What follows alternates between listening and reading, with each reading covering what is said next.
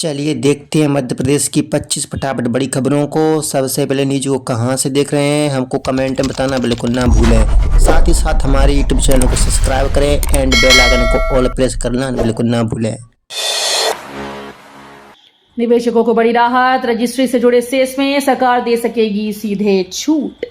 मध्य प्रदेश में रजिस्ट्री से जुड़े सेस और उपकर में छूट देने की प्रक्रिया अब आसान हो गई है। सरकार संबंधित दस्तावेजों पर सीधे अधिसूचना जारी कर उपकर से छूट दे सकेगी। इसके लिए अलग अलग विभागों की अनुमति लेने की जरूरत नहीं होगी। विधानसभा से पारित उपकर संशोधन अधिनियम 2025 को राज्यपाल की मंजूरी मिल चुकी है। सरकार ने ये प्रावधान ईज ऑफ डूइंग बिजनेस को बढ़ावा देने के लिए किया। इसका फायदा उद्योगों और बड़े निवेशकों को भी मिलेगा। इंदौर में अतिक्रमणकारियों को बड़ा झटका, सरकारी जमीन पर नहीं मिलेगा संपत्ति कर खाता। इंदौर में सरकारी और नगर निगम की जमीन पर कब्जा करने वालों को अब संपत्ति कर खाते का लाभ नहीं मिलेगा। दरअसल नगर निगम के राजस्व विभाग ने कब्जाधारियों की संपत्तियों का अधिभोगी और अधिवासी के आधार पर संपत्ति कर खाता खोलने का प्रस्ताव रखा था। एमआईसी की बैठक में इस प्रस्ताव का विरोध हुआ और अधिकारियों के बीच तीखी बहस हुई। इसके बाद महापौर पुष्यमित्र भार्गव, प्रभारी निरंजन सिंह चौहान और अन्य एमआईसी सदस्यों ने प्रस्ताव को खारिज कर दिया। सीएजी रिपोर्ट में इंदौर रेलवे स्टेशन पास 512 में सिर्फ 54 स्टेशन खरे उतरे। रेलवे स्टेशन पर यात्री सुविधाओं को लेकर सीएजी की रिपोर्ट सामने आई। देश के 16 रेलवे जोन के 512 चयनित गैर उपनगरीय स्टेशन का ऑडिट किया गया, जिसमें सिर्फ 54 स्टेशन न्यूनतम जरूरी सुविधाओं के मामले में पूरी तरह से खरे उतरे। इनमें मध्य प्रदेश का इंदौर रेलवे स्टेशन भी शामिल है। वहीं भोपाल, जबलपुर, ग्वालियर, रतलाम स्टेशन पर कुछ कमियां सामने आई। रिपोर्ट के मुताबिक बिना किसी कमी वाले 54 स्टेशन में एनएसजी 2 श्रेणी के 8 स्टेशन शामिल हैं। टैक्सी चालकों की हड़ताल खत्म, परिवहन मंत्री ने मानी मांगे, किराया 15% बढ़ेगा।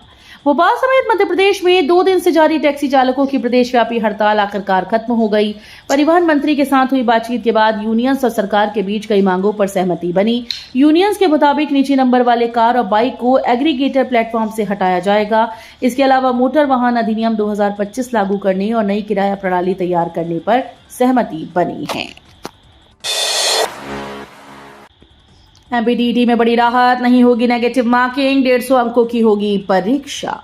मध्य प्रदेश में शिक्षक पात्रता परीक्षा की तैयारी कर रहे अभ्यर्थियों के लिए बड़ी राहत की खबर है। मध्य प्रदेश कर्मचारी चयन मंडल ने प्राथमिक और माध्यमिक शिक्षकों के लिए होने वाली टीईटी की परीक्षा संचालन नियम पुस्तिका जारी कर दी है। परीक्षा में कुल 150 प्रश्न पूछे जाएंगे। प्रत्येक प्रश्न 1 अंक का होगा। खास बात यह है कि परीक्षा में किसी तरह की नेगेटिव मार्किंग नहीं होगी। पात्रता के लिए एससी, एसटी, ओबीसी, दिव्यांग और ईडब्ल्यूएस अभ्यर्थियों को न्यूनतम 50%, जबकि अन्य वर्गों के अभ्यर्थियों को 60% अंक हासिल करना जरूरी है।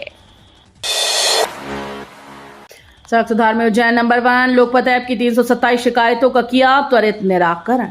सड़क सुधार के मामले में उज्जैन जिले ने मध्य प्रदेश में पहला स्थान हासिल किया। लोकपत ऐप पर खराब सड़कों और गड्ढों से जुड़ी 327 ऑनलाइन शिकायतों का त्वरित निराकरण किया गया। पीडब्ल्यूडी की टीम ने शिकायतें मिलते ही उन्हें संबंधित मैदानी इंजीनियर्स तक पहुंचाया और तय समय सीमा के भीतर कार्रवाई कराई।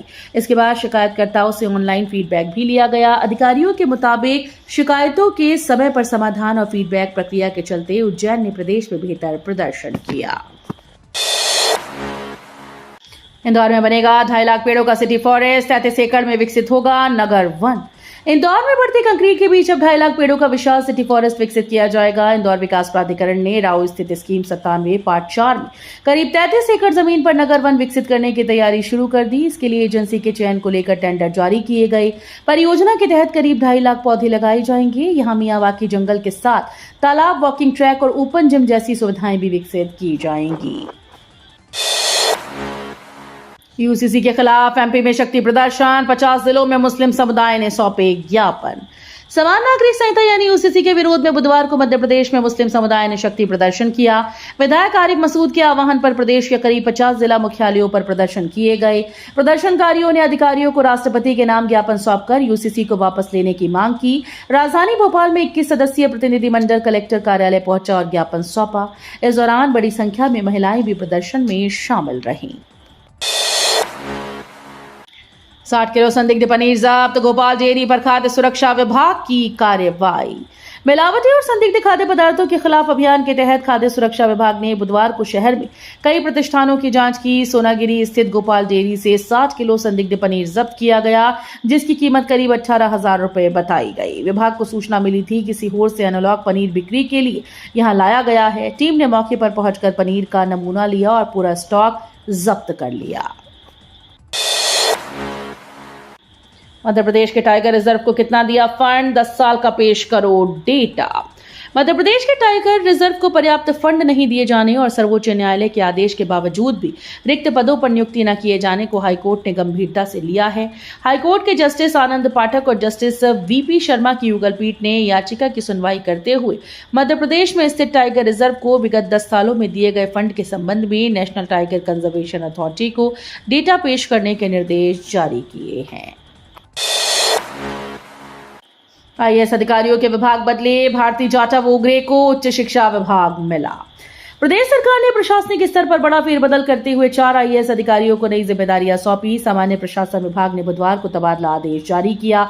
इसके तहत गृह, उच्च शिक्षा, पर्यटन, नवीन और नवकरणीय ऊर्जा विभाग में अधिकारियों की नई पदस्थापना की गई। आदेश के मुताबिक 2012 बैच के आईएएस अधिकारी भारती जाटा वोगरे को खनिज संसाधन विभाग से हटाकर उच्च शिक्षा विभाग में अपर सचिव बनाया गया। त्योहारों से पहले बुरहानपुर के केले की बड़ी डिमांड, किसानों को मिल रहे शानदार दाम। त्योहारों का सीजन शुरू होने से पहले बुरहानपुर के केला किसानों के लिए राहत भरी खबर सामने आई। बाजार में केले की मांग बढ़ने से इसके दामों में तेजी आई। वहीं फसल प्रभावित होने के कारण मंडी में केले की आवक कम हुई, जिससे किसानों को बेहतर भाव मिल रहे हैं। मौजूदा स्थिति में केले के अधिकतम भाव 2,221 रुपए प्रति क्विंटल तक पहुंच गए, जबकि न्यूनतम 901 रुपए प्रति क्विंटल दर्ज किया गया।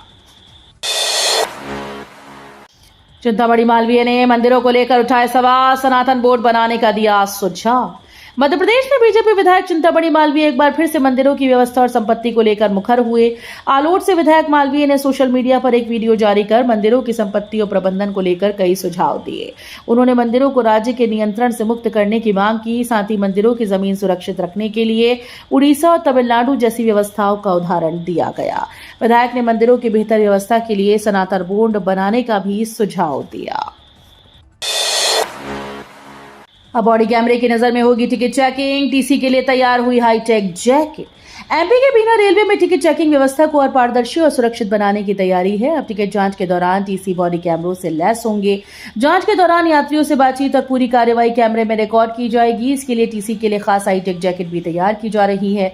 इस नई व्यवस्था का सबसे बड़ा फायदा विवाद की स्थिति में मिलेगा, क्योंकि जांच के दौरान हुई बातचीत और घटनाओं की रिकॉर्डिंग को तथ्य के तौर पर देखा जा सकेगा। भोपाल में 4,000 टैक्सीज बंद। ओला, उबर, रैपिडो की हड़ताल से यात्री परेशान। भोपाल में ओला, उबर, रैपिडो जैसी एग्रीगेटर कंपनीज के खिलाफ टैक्सी ऑपरेटर्स की हड़ताल आज भी जारी है। भोपाल टैक्सी चालक संघ से जुड़े करीब 4,000 टैक्सी ओनर्स ने सेवाएं बंद कर दी। इसका असर शहर में ऐप के जरिए होने वाली कैब बुकिंग पर साफ नजर आया। हड़ताल में शामिल ड्राइवर्स ने यात्रियों को सेवा नहीं दी।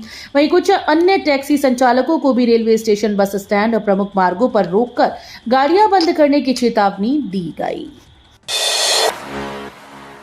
बधा सड़कों पर हाईकोर्ट सड़क खोदकर होगी गुणवत्ता की जांच। ग्वालियर के बधा सड़कों को लेकर हाईकोर्ट की ग्वालियर बेंच ने सख्त रुख अपनाया। सड़क निर्माण की गुणवत्ता की सच्चाई सामने लाने के लिए कोर्ट के आदेश पर एक कमीशन गठित की गई। बुधवार को वकीलों के कमीशन और तकनीकी टीम ने शहर की सड़कों पर पहुंचकर जांच शुरू की। सड़क की खुदाई कर अलग अलग जगहों से सैंपल लिए जा रहे हैं, ताकि निर्माण में इस्तेमाल सामग्री और गुणवत्ता की जांच हो सके। हाईकोर्ट ने माना है कि सैंपलिंग के जरिए ही सड़क की वास्तविक गुणवत्ता और लापरवाही के लिए जिम्मेदारी तय की जा सकती है।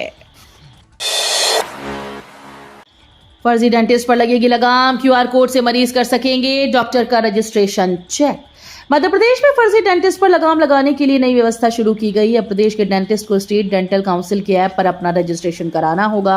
रजिस्ट्रेशन के बाद जनरेट होने वाला क्यूआर कोड हर डॉक्टर को अपनी क्लिनिक पर लगना अनिवार्य होगा। मरीज इस क्यूआर कोड को स्कैन कर डॉक्टर की पहचान और रजिस्ट्रेशन की जानकारी आसानी से जांच सकेंगे। ऐप पर प्रदेश के सभी पंजीकृत डेंटिस्ट की जानकारी भी उपलब्ध रहेगी। भोपाल में आयोजित कार्यक्रम में इस ऐप समेत 3 योजनाओं का लॉन्च किया गया, जिसमें उप मुख्यमंत्री राजेंद्र शुक्ल ऑनलाइन जुड़े। रक्षाबंधन से पहले लाडली बहनों को बड़ा तोहफा, खातों में पहुंचे 1,750 रुपए।